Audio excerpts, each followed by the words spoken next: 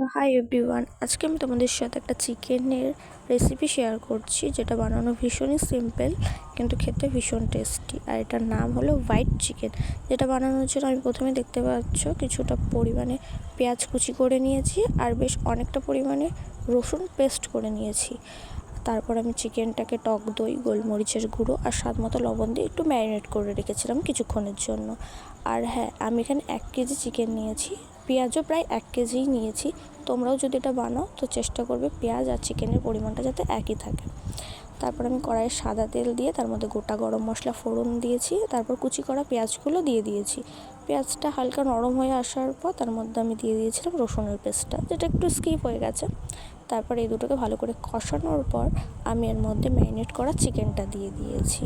তারপর গ্যাসের ফ্লেমটা একটু লো রেখে আমি অনেকক্ষণ টাইম ধরে চিকেনটাকে কষিয়ে নিয়েছিলাম। মাঝে মাঝে একটু ঢেকেও দিয়েছিলাম যাতে চিকেনটা তাড়াতাড়ি কুক হয়ে যায়।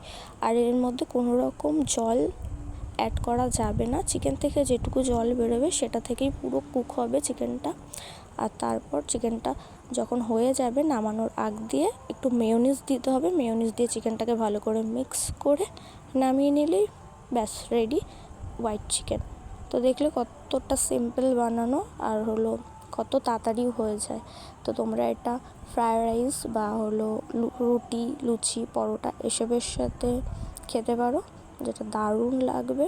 তো ফার্স্ট টাইম আমি তোমাদের সাথে কোনো রেসিপি শেয়ার করলাম। যদি তোমাদের ভালো লাগে তোমার ভিডিওটা লাইক করো, কমেন্টে জানিও কেমন লেগেছে। এরকম যদি আরও ভিডিও চাও সেটাও আমাকে কমেন্টে বলতে পারো।